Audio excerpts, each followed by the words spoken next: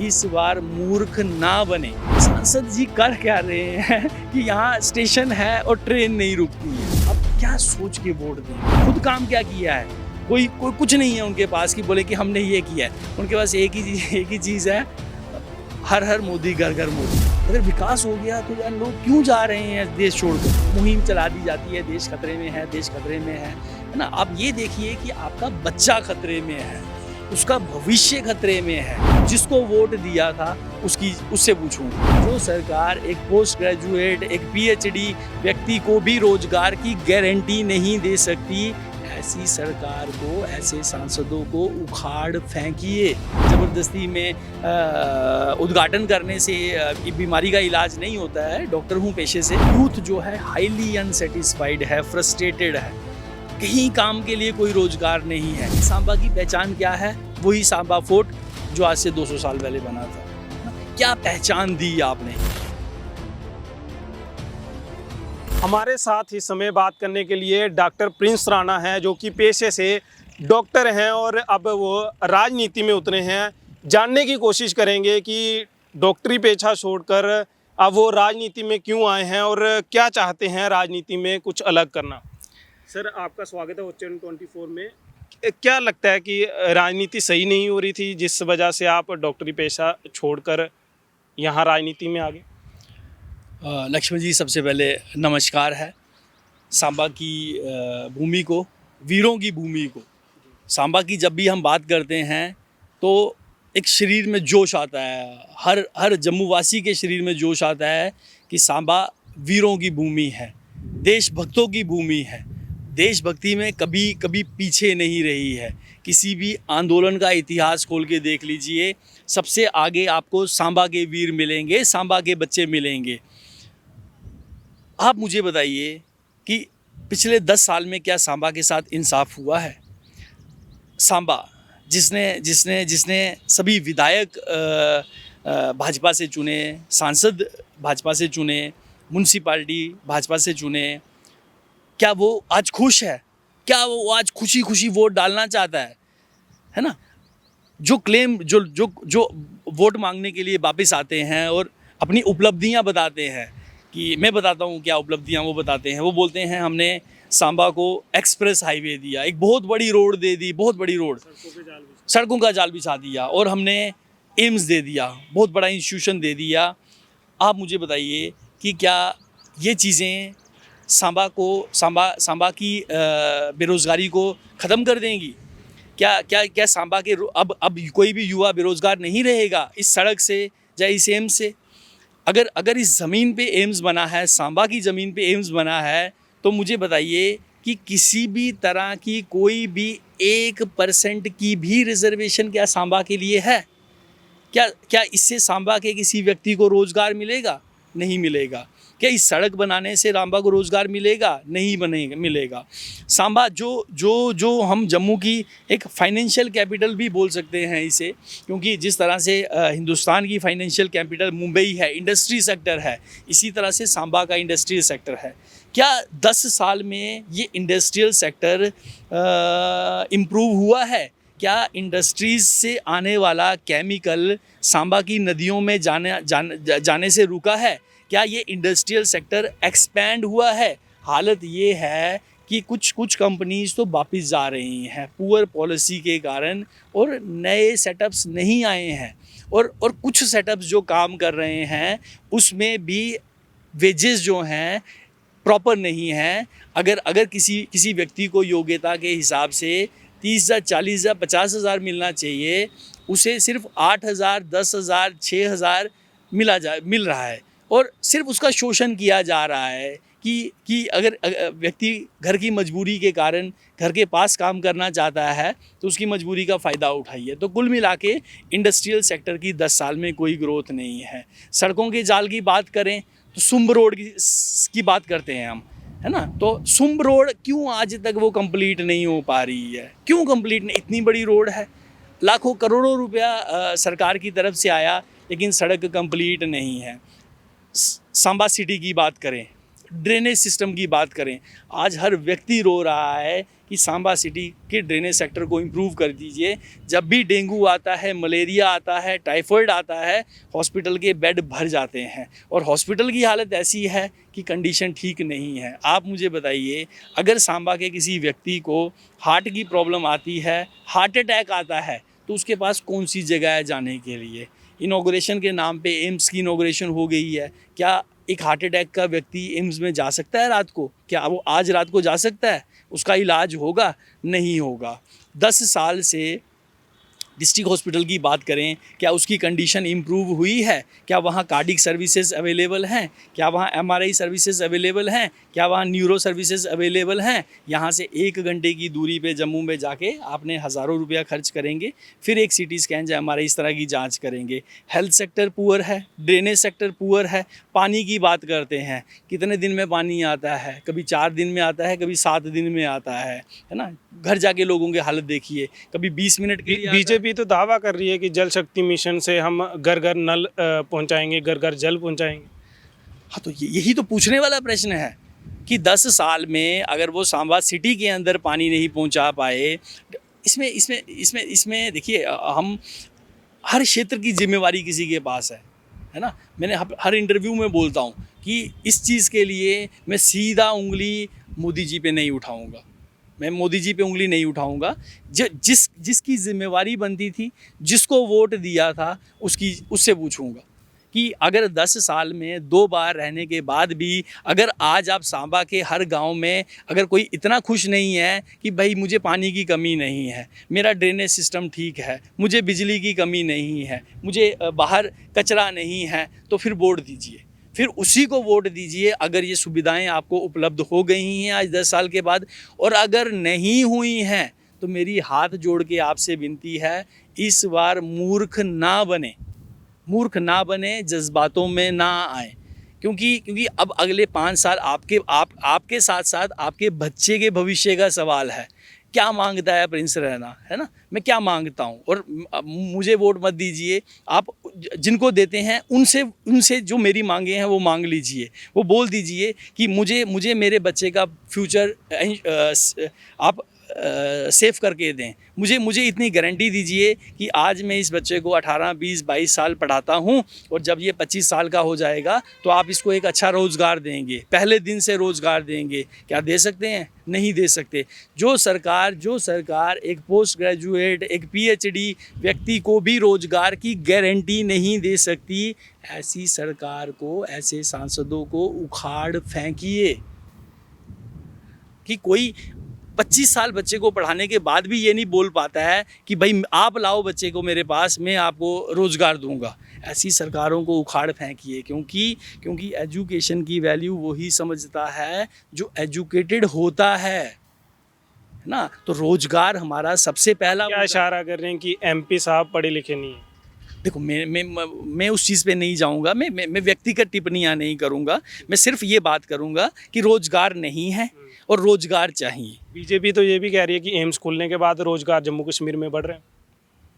देखिए, आप ना रिक्रूटमेंट डाटा खोलिए कि आप देखिए कि उस एम्स में कितने % सांबा के लोगों को रोज़गार मिला है ना? और फिर उसके बाद डाटा खोलिए कि कितने % जम्मू के लोगों को रोज़गार मिला है ना? ये सेंट्रल इंस्टीट्यूशंस हैं, ये इसमें सेंट्रल लेवल रिक्रूटमेंट होती है ना? इसमें एम्स में रोज़गार से ज़्यादा हमें हेल्थ फैसिलिटीज़ मिलेंगी, बट वो भी अभी फंक्शनल नहीं है, समय लगता है। ज़बरदस्ती में उद्घाटन करने से बीमारी का इलाज नहीं होता है। डॉक्टर हूँ पेशे से, है ना? ये तो हेल्थ, उसकी बात करूँ तो आज 5 साल से 4 या 5 साल से आप MBBS एम्स में कर रहे हैं और विदाउट हॉस्पिटल कर रहे हैं, है ना? तो ये कैसे कर रहे हैं, ये भी अपने आप में एक प्रश्न है। जब तक बिल्डिंग कंप्लीट ना हो, पेशेंट फ्लो कंप्लीट ना हो, है ना, बच्चों को एडमिशन दे देना और 1 साल के लिए उधर, 6 महीने के उधर भेज के हाथ में डिग्री दे देना, तो फिर वो बच्चे जब आपके ग्राउंड पे आएंगे तो कितना इलाज कर पाएंगे, ये भी एक प्रश्न है। तो ये बहुत सारी कमियां हैं, हम उस पर नहीं जाएंगे।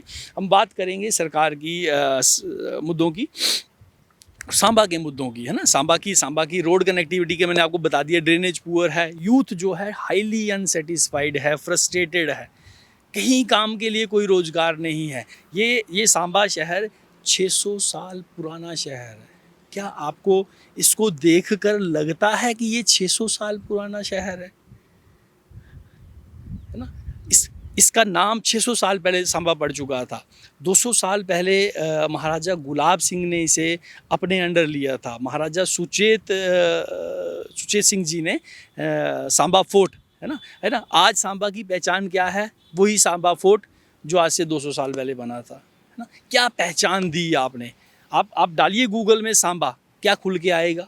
कोई ऐसी चीज़ बताइए जो सांबा से पूरे वर्ल्ड में एक्सपोर्ट होती हो, पूरा जम्मू जानता हो सांबा को। सांबा को कहते हैं सिटी ऑफ शीट्स, मतलब यहाँ पे कुछ नक्काशी की जाती है, प्रिंटिंग की जाती है चादरों की। अगर हम सिर्फ उसी को एक हाई लेवल, मेरा बोलने का मतलब है कि यहाँ से प्रोडक्ट अमेरिका जाना चाहिए, उसको मैं हाई लेवल बोलूँगा। यहाँ से, यहाँ पे तो ट्रेन ही नहीं रुकती जब से कोविड गया। हाँ, ये भी बहुत अच्छा प्रश्न है कि यहाँ से जम्मू कितनी दूरी पे है, आपने ही देखा होगा। और अब जब सड़क की ये हालत है तो फिर तो आप बात ही छोड़ दीजिए कि आप जम्मू अगर आज सुबह चलते हैं, अगर शाम तक भी पहुँच जाएँ तो आप बहुत किस्मत वाले हैं, है ना। कई बार आप वो भी नहीं पहुँच पाते हैं, इस तरह का सड़कों की हालत का जाल है। तो ट्रेन नहीं रुकती है, मतलब सांसद जी कर क्या रहे हैं कि यहाँ स्टेशन है और ट्रेन नहीं रुकती है ना। तो इस तरह की चीज़ें हैं, ये लोगों को सोचना पड़ेगा कि हम अच्छा, सांसद ने कितनी रातें इस सांबा में निकाली हैं पिछले 10 साल में, है ना। सांबा तो बहुत दूर नहीं है, मुझे लगता है कि हर 15 दिन, महीने, 2 महीने में एक बार ज़रूर आके लोगों के बीच रह के लोगों के घर जाके सुनना चाहिए, है ना। अब 2 बजे सांबा आके 3 बजे चले गए और उस तरह से सांसद हमें वो व्यक्ति चाहिए जो हमारे बीच में रहें, हमारे हर मुद्दों को सुने भी और उनको करें भी, है ना। बहुत ज़रूरत है इस तरह के इश्यूज़। हेल्थ स्ट्रक्चर पुअर है, इंडस्ट्री सेक्टर पुअर है, जॉब सेक्टर पुअर है, ड्रेनेज सेक्टर पुअर है, सफाई नहीं है, पानी नहीं है, बिजली नहीं है, रोड कनेक्टिविटी पुअर है। अब क्या सोच के वोट देंगे? क्या सोच के कि एक्सप्रेस हाईवे बन रहा है? मतलब देखिए, मेरी व्यक्तिगत तौर पे अगर मेरी बात मैं बोलूँ तो इस एक्सप्रेस हाईवे की इस जगह पे ज़रूरत नहीं थी। जो उससे पहले भी रोड काम कर रही थी, बहुत अच्छी रोड काम कर रही थी, बहुत अच्छी। अगर हम इसकी जगह इतनी ही रोड आउटस्कर्ट से निकालते और ट्रक्स के लिए अलग रोड निकालते और नॉर्मल व्हीकल के लिए ये निकालते, तो क्या ये प्रोजेक्ट अच्छा नहीं होता? अब जब इस एक्सप्रेस हाईवे पे एक ही सड़क पे ट्रक भी दौड़ेगा, बाइक भी दौड़ेगी, बस भी दौड़ेगी, गाड़ी भी दौड़ेगी, तो फिर क्या होगा इंसान का, है ना। हमने तो एक सड़क के एक तरफ के व्यक्ति को दूसरी तरफ के व्यक्ति को इतना दूर कर दिया कि वो उसको सड़क पार करने के लिए ही कम से कम 5 किलोमीटर जाना पड़ेगा। क्या हम लोगों की दुकानें तोड़ के, सब खोद खाद के, है ना, इतना क्या क्यों कर रहे हैं? इससे अच्छा हम एक अल्टरनेटिव रोड सिटी के बाहर से निकाल लेते और ट्रक्स को वहीं साइड अलाउ कर देते, जिससे क्या होता है, एक्सीडेंट भी कम हो जाते, ट्रैफिक लोड भी कम हो जाता, है ना। तो जो भी अब पॉलिसी मेकर्स जाने ये कि क्यों ये कर रहे हैं, और पूरा जम्मू खोद के रख दिया है उन्होंने, और बस उनके पास एक ही एजेंडा है कि एक्सप्रेस हाईवे बन रहा है, है ना। रोजगार का कोई एजेंडा नहीं है। काम क्या किया है, खुद काम क्या किया है?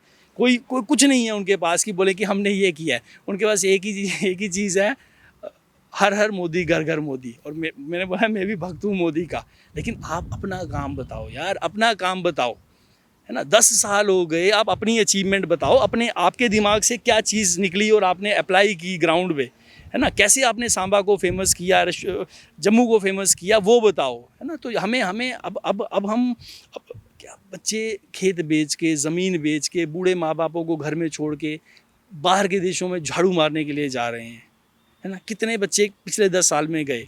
आप बोलते हो विकास हो गया। अगर विकास हो गया तो यार लोग क्यों जा रहे हैं देश छोड़कर? आज मुझे बताइए, अगर मैं आपको ही किसी कंट्री में जाने के लिए बोलता हूँ, आप जाएंगे नहीं जाएंगे? जाएंगे, क्योंकि आपको पता है कि इस देश में रोज़गार ही नहीं है। नेता रोज़गार के नाम पे बात नहीं करते हैं, नेता बात करते हैं कि हमने आपको सड़क दे दी है। जो सड़कें नहीं दी उनकी भी बात करो ना, जो टूटी हुई हैं उनकी भी बात करो। क्यों बार बार उन्हीं की बात करते हो जो बन रही है? और जो काम 6 महीने का है वो आप 6 साल में कंप्लीट करते हो, है ना। इस तरह की राजनीति नहीं चलेगी। अब राजनीति में थोड़ा सा, डॉक्टर प्रिंस राणा राजनीति में आए हैं, क्या सोच के आए हैं, क्या सोच के, आपका विज़न क्या है? देखो, एजुकेशन आपको पता है क्या सिखाती है? एजुकेशन आपको एक विजन देती है, और ज़रूरी नहीं होता है कि हर जंग जीतने के लिए होती है। आप ना कई बार सोसाइटी को जगाना भी चाहते हो। हर हर व्यक्ति जो मेरी बात सुन रहा होगा, है ना, और जो नहीं भी सुन रहा होगा, वो जानता है कि वो कितना परेशान है। ये सोचिए कि आप हर चीज़ को खतरा मत सोचिए कि देश खतरे में आ जाएगा, क्योंकि यही एक मुहिम चला दी जाती है, देश खतरे में है, देश खतरे में है ना। आप ये देखिए कि आपका बच्चा खतरे में है, उसका भविष्य खतरे में है। हर व्यक्ति जो दिहाड़ीदार है, जो किसी गवर्नमेंट जॉब, तो गवर्नमेंट में भी पेंशन नहीं है, प्राइवेट की बात करें, हर व्यक्ति वो खतरे में है।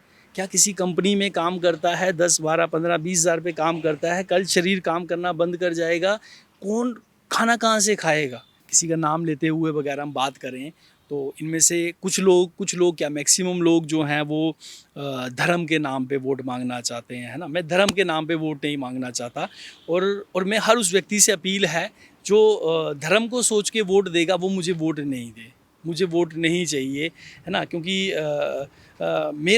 मुझे जो खतरा लग रहा है, मुझे खतरा लग रहा है बेरोज़गारी से खतरा लगता है ना। मुझे लगता है कि वो एक दिन का मरना ज़्यादा अच्छा है रोज़ रोज़ घुट के मरने से, है ना। मेरे लिए वो ज़्यादा मुश्किल है। जो एक व्यक्ति बेरोज़गारी के साथ एक डिप्रेशन में जाता है, नशे में जाता है, घर में विवादों में जाता है ना, उसकी पूरी लाइफ अनस्टेबल हो जाती है, वो वैसे ही खतरे में है ना। तो मेरी जो राजनीति का बेस है वो युवाओं को एक अच्छा रोज़गार मजबूत करना, मैं चाहता हूँ कि ऐसा हो, और उसके लिए मैं हर प्रयास करूँगा। हम एजुकेशन सिस्टम को इम्प्रूव करना चाहते हैं, हम अपने गवर्नमेंट सेक्टर के स्कूल्स को इतना इम्प्रूव करना चाहते हैं कि लोग प्राइवेट स्कूल्स की तरफ नहीं जाएं, लोग जाएं गवर्नमेंट स्कूल की तरफ। अगर गवर्नमेंट में एडमिशन नहीं मिल पाती है तो प्राइवेट में ले, है ना। हमें अपना गवर्नमेंट, आप बताइए 10 साल में क्या इस गवर्नमेंट स्कूल इंफ्रास्ट्रक्चर पे क्या 1% भी काम हुआ है? प्राइमरी स्कूल भी बंद हो गए, है ना, 1% भी काम हुआ है, 1%। क्यों? क्योंकि एजेंडा कुछ अलग है ना। तो वो इनकी प्रायोरिटीज़ में नहीं आता है, वो एटलीस्ट हमारे सांसद की प्रायोरिटी में भी नहीं आता है। स्कूल वूल उसकी ज़रूरत नहीं है ना। तो अगर कोई कुछ मांग भी करता है तो वो बोल देते हैं कि मंदिर बन गया है, जय श्री राम, है ना। तो जय श्री राम, तो आप कौन सा हिंदू है जो जय श्री राम नहीं बोलता है? बताओ, ऐसा कौन सा हिंदू है? अरे बच्चा जब बोलना शुरू करता है, सबसे पहले बाप उसको यही बोलना सिखाता है। मैं भी एक बाप हूँ, मेरा भी बच्चा है, अभी बोलना शुरू किया, पहला अक्षर ही मैंने उसको बोला, बोल जय श्री राम, ठीक है। लेकिन खाना दो बच्चों को। वो बच्चा जब 20 साल 30 साल मेहनत करता है, उसे एक अच्छा रोज़गार दो।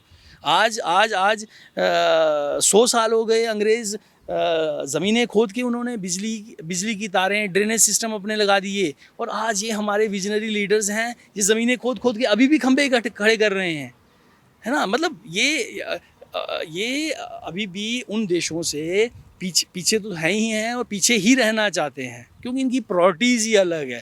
तो हर किसी से अपील है, जो भी हमारी ताकत बन सकता है, जिसे भी लगता है कि नहीं मेरी बातें सच्ची हैं और इस चीज़ की हमें ज़रूरत है, वो ज़रूर आए।